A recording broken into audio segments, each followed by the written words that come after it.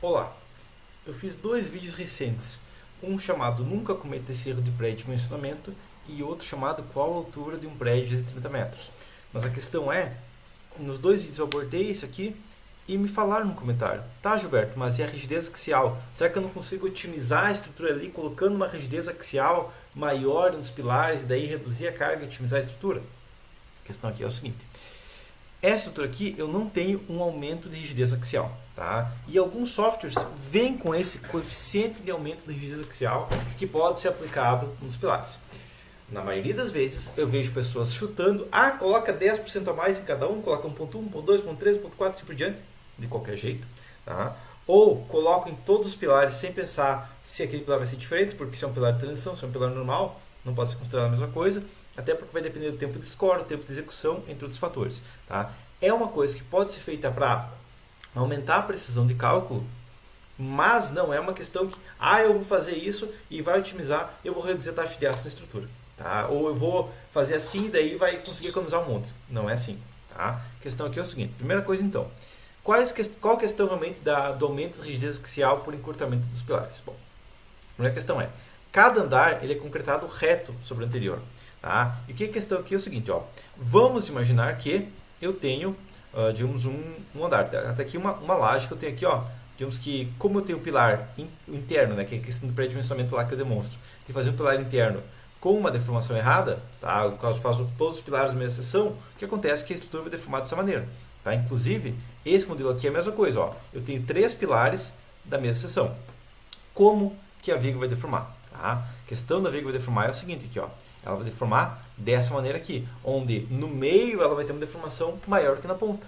Por quê? Basicamente porque os pilares têm a mesma rigidez e os pilares da ponta, como eles têm uma área maior, uma área equivalente com menos carga, eles vão deformar menos. Tá? Inclusive aqui eu chego no topo aqui, né, uma deformação de 4,27 nos pilares externos e 6,6 nos pilares internos. Tá? Então estou vendo a diferença aqui, ó, de 2,4 milímetros nesse modelo. A questão aqui é o seguinte: cada andar é concretado reto sobre o anterior. Então o que vai acontecer é que eu vou concretar o primeiro andar, o segundo andar eu vou concretar ajustado. Tá? Então o que vai acontecer aqui na prática é que se o pé direito tem 3 metros, na prática eu vou ter 3 metros e 1 milímetro, tá? Em alguns andares, justamente porque se o pilar interno encurtar, eu vou ter essa questão. Tá? A questão segunda é o seguinte, ó, a fluência do concreto ocorre, e aqui entra a questão, 50% da deformação em 12 dias. Ou seja, o meu concreto, eu tirei as escoras dele, tá? Ou no caso, digamos, depois de começar a curar, né? Se fosse um pré-moldado, coisa assim, tá? Mas em 12 dias eu teria 50% de influência, ok? Os próximos 50% é só com 3 meses e meio, tá? Os próximos 50% são 14 meses, os próximos 50% são com 6 anos. Então, se eu tenho uma viga, vamos imaginar que eu tenho uma viga e ela já tem 3 meses e meio. Se eu aplicar uma carga nessa viga, até digamos, deformar 1 centímetro, até ela chegar a 1,5 centímetro, é só com 14 meses. E é só 2 centímetros com 6 anos, entendido? Tá? Se eu aplicar carga mais cedo, a deformação total vai ser maior. E aqui entra a questão. Quando eu aplico uma carga na minha estrutura, o último andar, tá? Digamos que eu tirei as escoras do último andar.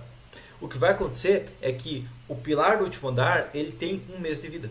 Agora, o pilar lá do térreo ele tem quase 1 ano de vida. Se estou falando de uma obra de 10 andares, tem quase 1 ano de vida se for concretar uma obra por mês, um andar por mês. Então, ele vai ter uma deformação por fluência menor a longo prazo. Entendido? Outro fator que a gente pode usar é que a estrutura, se a gente for falar de laje, vigas e pilares, vai pesar em torno de 40% a 50% total da obra. Tá? A gente vai fazer uma média, vamos considerar 50%, porque além da carga da estrutura, eu tenho a utilização, eu tenho as pessoas andando, eu tenho os equipamentos de instalação, vou considerar que a carga aplicada durante a execução da obra é em torno de 50% da carga total. Ok? Sabendo isso aqui então, se eu tenho um prédio, tá, de 10 andares, construindo um andar por mês, com escoramento removido após um mês, e depois vai levar mais uns 6 meses, terminou de concretar o último andar, beleza, mais uns 6 meses, até instalar todos os revestimentos, até fazer instalação hidráulica, elétrica, pintura, tudo mais, vamos imaginar mais 6 meses até entregar a chave para os clientes. Ok? A fluência que a gente vai ter, de uma fluência relativa vai ser o quê? Bom, a fluência gerada pelo peso próprio da estrutura, então, como que vai estar a fluência, como que vai estar a deformação total pela carga, tá?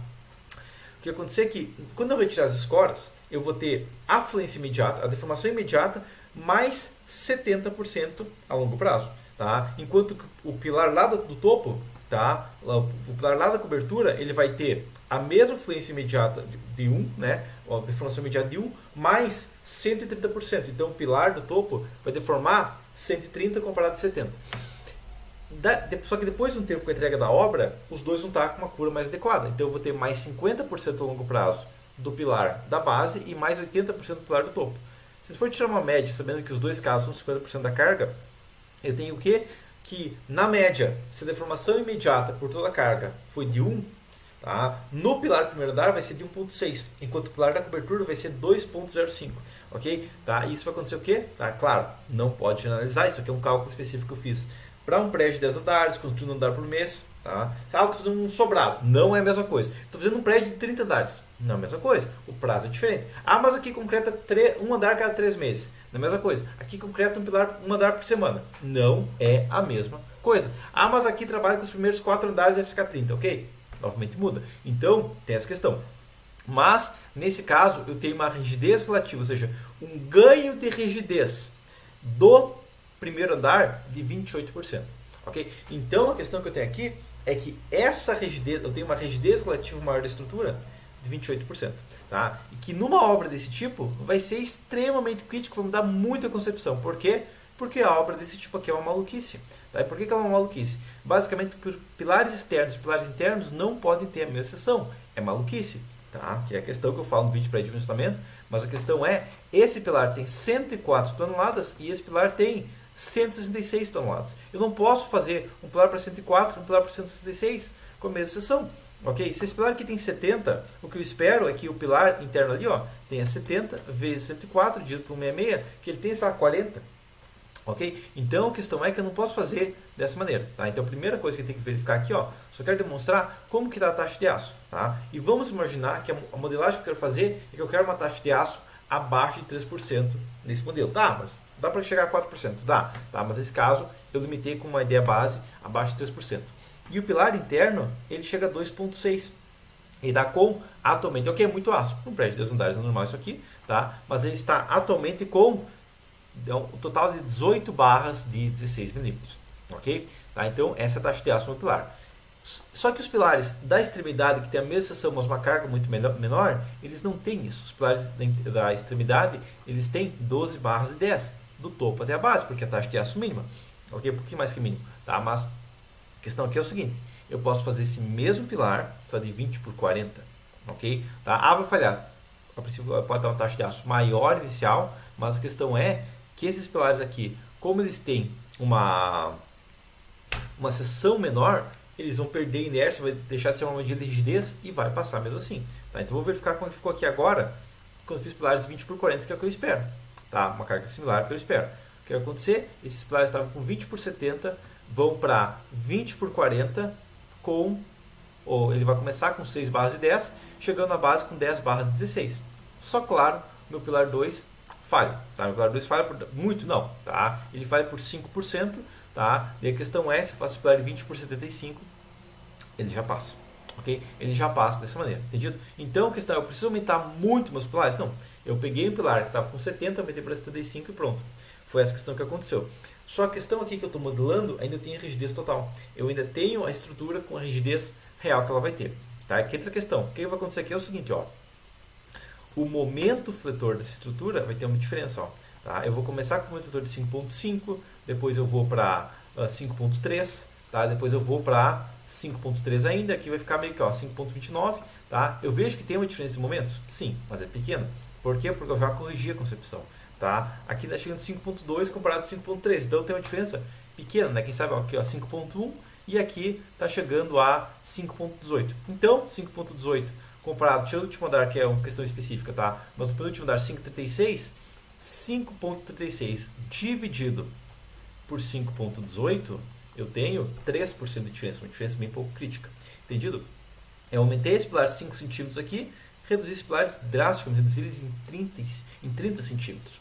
Tá? Então, só isso aqui já corrigiu a minha concepção. Agora, o problema que eu tenho aqui é o seguinte. Todo esse cálculo aqui eu estou considerando uma rigidez igual, tá? Eu tenho rigidez do pilar de cima a baixo igual. E não, eu tenho um ganho de rigidez. Então esse pilar aqui, ó, eu estou dizendo que esse pilar pega quanto de carga? Estou dizendo que ele pega uma carga total, a carga axial aqui, total de 182 toneladas. Não é exatamente isso. Okay? Ele acaba pegando um pouquinho mais de carga. Por quê? Bom, tá? A questão aqui, esse modelo aqui estão praticamente iguais, tá? Mas a questão é que na prática, até fiz um modelo com coeficiente de mola aqui, ó, tá? Ele pega tipo 133 toneladas. Por quê? Bom, lembra aquela rigidez maior? Pois é, esse mesmo modelo aqui do lado, eu apliquei um aumento de rigidez de 28% no pilar, ok?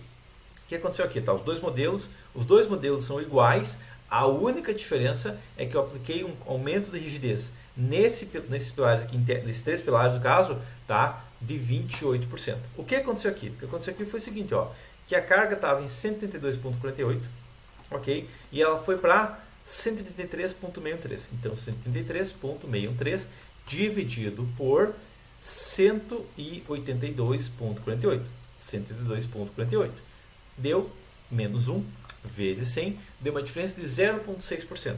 Isso aqui é crítico? Não, tá? A questão é, então por que a gente aplica esse coeficiente de rigidez? Não é para sair aplicando em qualquer obra. Não, vou fazer um modelo aqui, eu vou colocar coeficiente de rigidez porque otimiza. Não. Tá? Ok, vai dar uma reduzida na carga desses pilares aqui? Vai. Tá? Esse pilar está com 92,345 e esse pilar está com 91,778. Novamente é uma diferença mínima. A questão aqui é o seguinte, não é para fazer, meu Deus do céu, vou economizar aspas nisso. Não. A questão aqui é o seguinte, a gente faz esse aumento de rigidez da estrutura quando a gente tem algum pilar que não está seguindo o mesmo padrão. Quando tem algum pilar que por algum motivo tem uma rigidez bem menor. Que casos seriam isso? Por exemplo, pilar de transição. Tá? Quando eu tenho uma obra que tem um pilar de transição, ele vai ser concretado depois dos pilares do térreo. Okay? Então, o que vai acontecer é que nesse caso, beleza, eu vou ter uma rigidez menor. Tá? Drasticamente menor? Não, mas vou ter uma rigidez um pouco menor. Tá? Ou que eu tenho uma obra que eu vou concretar ao lado, digamos seja uma obra que tem dois lados, né? Eu vou concretar o lado esquerdo, eu vou subir todo um prédio, deixar as espécies, depois concretar o outro lado. Ok, daí o que vai acontecer é que o lado esquerdo vai ter uma rigidez maior, porque ele vai ter um concreto de maior procura. Ok? Nesse caso aqui eu tenho que pensar se a minha rigidez global da estrutura vai dar uma diferença. Ok? Se o aumento de inércia do meu pilar vai dar uma diferença. O aumento de área, de elasticidade do meu pilar vai dar uma diferença. Mas na maior parte dos casos, isso vai ser uma diferença bem pequena em uma obra. Tá? Ah, e se fosse 20 andares? Ok, se fosse 20 andares, poderia acontecer um efeito maior. Tá? Mas a questão é que esse efeito poderia ser crítico? Sim, esse efeito poderia ser crítico quando? Quando eu tenho um pilar de 20 por 40, tá? Que passaria com 20 por 40, que eu resolvo fazer por 20 por 1 metro. Ok? Essa é uma questão. Ou uma outra possibilidade que eu teria que poderia ser crítico é que se eu tenho, digamos, um pilar de contraventamento na extremidade da estrutura. Então eu tenho um pilar, que novamente passaria com 20 por 40 e eu fiz ele de 25 por 1,5 metro. Por quê? Porque eu quero que esse pilar seja um pilar de contraventamento. Ok? Tá? E daí a inércia dele vai puxar muito momento para ele. E a inércia dele puxando muito momento para ele, combinado a uma obra que não está simétrica, combinado a quem sabe uma modelagem inadequada dos pilares centrais, uma coisa assim, pode acontecer ele acabar puxando mais carga. Tá? Daí o que eu vou fazer? Eu vou aumentar a rigidez de todos os pilares. Okay? Quando aumenta a rigidez de todos os pilares, eles vão conseguir pegar mais, eles vão conseguir suportar melhor a influência deles. Um pilar de contraventamento gigante não vai conseguir pegar a carga dentro do pilar, por exemplo, né? Porque se todos os pilares perderem inércia, se todos os pilares perderem inércia, vai acabar distribuindo mais, o pilar com uma alta inércia, ele vai acabar distribuindo mais. Okay? Tá? Então eu aumento a rigidez de todos, tá? Consequentemente eu aumento a inércia de todos, consequentemente aumentando a inércia de todos, aqueles que têm, aumento a área de todos, aumento a modicidade de todos, não inércia, modicidade, eu aumento a capacidade de suporte, aumento a rigidez de todos e cada um consegue melhor pegar a área. Tá? Quando a estrutura tem uma rigidez baixa, aqueles que têm uma rigidez maior, eles conseguem pegar uma área de outros. Tá? Quando todos estão com rigidez elevada, cada um vai funcionar melhor na sua função. Entendido? Então eu posso fazer isso quando eu tenho um contraventamento deslocado, quando eu tenho uma questão específica de algum pilar de transição, coisa assim. Tá? Mas a diferença não vai tender a ser, meu Deus do céu, tá? Essa é uma questão. Agora, outra questão que eu tenho aqui é o seguinte. A maioria, foi 3 comentários, tá? Que me passaram, tal. E a questão é que a pessoa fala, vou colocar isso aqui num sobrado, porque eu vi num grupo lá que coloca assim a configuração fica melhor. Ou, eu vou colocar isso porque economiza aço. Tá? Ou eu vou colocar isso porque eu vou colocar, eu vi uma matéria que o cara vai lá e coloca 1 no pilar topo, 1.1 no outro pilar, 1.2, 1.3, 1.4, 1.5, daí ele vai colocando, aumentando 10% por cada. Por quê? Por que 10%? Porque o carinha lá falou que é 10%. Não, tá? Nunca coloca o coeficiente genérico, tá? Eu acabei de calcular aqui e num prédio de 10 andares deu 28%. Tá? Mas se executasse meio mês, em 6 meses a obra inteira, ok? Talvez tivesse dado 1.4, 1.5, ok? Tá? Mas eu vou usar o coeficiente de 2 porque eu acho bonito 2. Não, nunca use um coeficiente chutado. Tá? Calcule isso aqui. Não sei calcular isso aqui. Então não use esses valores de otimização. Beleza? Mas por enquanto seria isso. E até a próxima. Se você está limitado a calcular, não sabe calcular e não quer aprender, realmente você tem que se limitar a não fazer uma otimização tão pesada. Certo? Então até a próxima.